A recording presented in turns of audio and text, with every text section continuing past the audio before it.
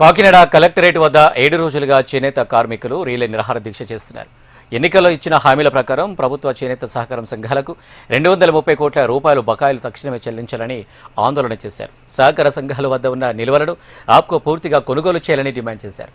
తమ సమస్యలను పరిష్కరించకపోతే రేపటి నుంచి ఆమరణ నిరాహార దీక్ష కూడా చేపడతామంటున్నారు. ఆల్ ఇండియా వీవర్స్ ఫెడరేషన్ అధ్యక్షుడు దుర్గాప్రసాద్ మా ప్రతినిధి దుర్గారావు ఫేస్ టు ఫేస్. చేనేత సహకార సంఘాలు మరియు ఆల్ ఇండియా వీవర్స్ ఫెడరేషన్స్ ఆధ్వర్యంలో అయితే చేనేత సంఘాలు అయితే కలెక్టరేట్ దగ్గర అయితే రిలే నిరాహార దీక్షలు చేస్తున్నారు. తమ సమస్యలు పరిష్కరించాలంటూ అలాగే తమకి పని కల్పించాలనుకుండి రిలే నిరాహార దీక్షలు చేస్తున్నారు. ఈ రేపటి నుంచి మన సమస్యలు పరిష్కరించకపోతే ఇది గత నిరాహార దీక్షకు కూడా దిగుతామంటూ చెప్తున్నారు. ప్రస్తుతం మనతోటి ఆల్ ఇండియా వీవర్స్ అధ్యక్షులు పప్పు దుర్గాప్రసాద్ గారు మనతో అందుబాటులో ఉన్నారు. వాళ్ళ యొక్క ప్రధాన డిమాండ్ ఏంటన్న విషయంపై మరిన్ని వివరాలు అడుగుతున్నాం. చెప్పండి సార్, అసలు మీ యొక్క ప్రధాన డిమాండ్ ఏంటి, ఎందుకు రిలే నిరాహార దీక్ష చేస్తారు? ఈరోజు ఆంధ్రప్రదేశ్ రాష్ట్రంలో 25 లక్షల జనాభా కలిగిన చేనేత సామాజిక వర్గాలు 18 చేనేత సామాజిక వర్గాలు ఉన్నాయి. దీంట్లో వృత్తి మీద ఆధారపడి 4 లక్షల నుంచి 4.5 లక్షల మంది చేనేత కార్మికులు ప్రత్యక్షంగా పరోక్షంగా ఆధారపడి ఉన్నాయని చెప్పి ప్రభుత్వ గణాంకాలే చెప్తా ఉన్నాయి. దీనికి గత 8 సంవత్సరాలుగా కొన్ని ఇబ్బందులు ఉన్నాయి. దాంట్లో గత 8 సంవత్సరాలుగా సహకార సంఘాలకి ఆప్కో నుంచి రావాల్సిన 203 కోట్ల రూపాయల బకాయిలు ఉండిపోయి ఆ డబ్బులు మేము పెట్టుబడి పెట్టి ఆప్కోకి ఇస్తే ఆప్కో అమ్ముకున్న తర్వాత మాకు డబ్బులు లేదు, మా డబ్బులు మాకు ఇవ్వండి అని చెప్పి మేము ప్రభుత్వాన్ని అడుగుతా ఉన్నాం. దీనివల్ల సహకార సంఘాలు వడ్డీలు కట్టలేక చితికిపోతూ ఉన్నాయి, మూతపడుతూ ఉన్నాయి. చేనేత కార్మికులకు పని కల్పించలేకుండా ఉన్నారు. కాబట్టి పని కల్పించండి మహాప్రభు అని చెప్పి మేము ప్రభుత్వాన్ని అడుగుతా ఉన్నాం. గతంలో ఈ పని చేసుకోవడానికి చేనేత కార్మికుడి యొక్క ఆదాయం పెరగడానికి సహకార సంఘాలు నిలబడడానికి కొన్ని సంక్షేమ కార్యక్రమాలు ఉండే. దాంట్లో ముడిసరుకు మీద యార్న్ మీద సబ్సిడీ, 30% ఈ నేసిన వస్త్రాల మీద రిబేటు, అలాగే పావలా వడ్డీ పథకం, వడ్డీ భారం లేకుండా సహకార సంఘాలకి పావలా వడ్డీ పథకం, అలాగే మార్కెటింగ్ ఇన్సెంటివ్, 2018 రుణమాఫీ, అలాగే థ్రిఫ్ట్ ఫండ్ పథకం అని ఒక పథకం ఉండేది. ఈ ఇవ్వడం వల్ల చేనేత కార్మికుల యొక్క ఆదాయం పెరుగుతుంది.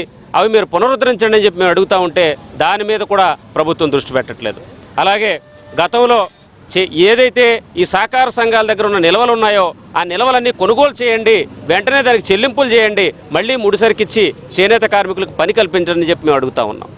అలాగే సహకార సంఘాలు మా కమిటీలు ఎన్నికలు జరిపితే మా కమిటీలు మా సహకార సంఘాలను ఎలా పరిపాలించుకోవాలో, వృత్తి ఎలా డెవలప్ చేయాలో, కార్మికులకు ఎలా ఉపయోగపడాలో తెలుస్తుంది. అంతే తప్ప మీరు అధికారులను పెట్టి ఆ సహకార సంఘాలను పరిపాలించడం వల్ల వాళ్ళు నెలాఖరికి వచ్చేటప్పటికి జీతం తీసుకుంటున్నారు తప్ప సహకార సంఘాలు ఏమైపోతున్నాయో, కార్మికులు ఏమైపోతున్నారో, వృత్తి పోతుంది కదా, ఆకలి బాధలతో బాధపడుతున్నారు కదా అని పట్టించుకున్న నాదుడు లేదు. కాబట్టి సహకార సంఘాలకు ఎన్నికలు జరిపించాలని చెప్పి మరొక డిమాండ్ చేస్తూ ఉన్నాం.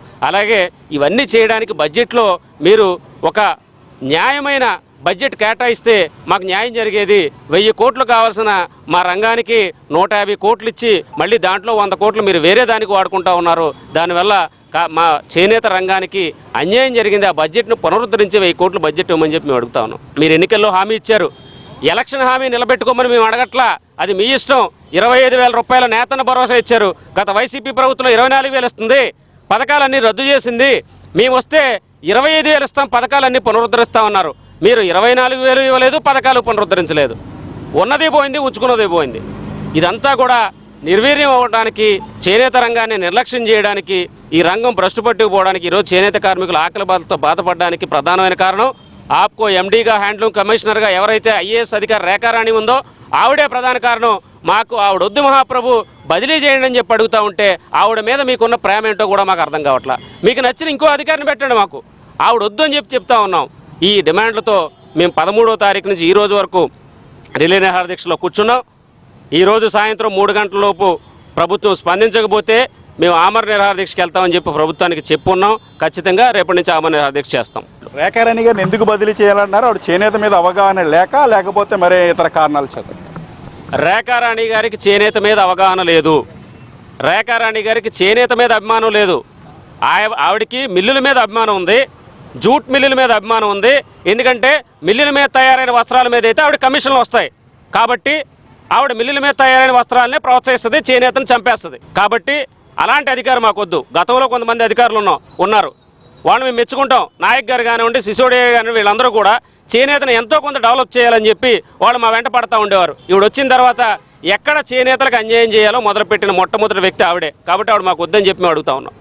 అది చేనేత రంగాన్ని నానాటికి లోపించిపోతుందని చెప్తున్నారు. వెంటనే సహకార సంఘ ఎన్నికలు నిర్వహించాలని చెప్తున్నారు. అలాగే ఆప్కో చైర్మన్ రేఖారేణి గారిని కూడా చేనేత మీద అవగాహన లేని ఆమెను కూడా బదిలీ చేయాలని చెప్పి ఇలా ప్రధాన డిమాండ్ చేస్తున్నారు. మరోవైపు మా రిలే నిరాహార దీక్షలు చేసి ఈ రోజుల్లోగా ప్రభుత్వం స్పందించకపోతే రేపు నుంచి ఆమర నిరాహార దీక్ష కూడా దిగుతా ఉందని చెప్పి అయితే చేనేత సంఘాలు చెప్తున్నారు. ఇది ఇప్పుడు తాజా పరిస్థితి. వీడియో జర్నలిస్ట్ బాధ్యత దుర్గారావు, HM TV, కాకినాడ నుంచి.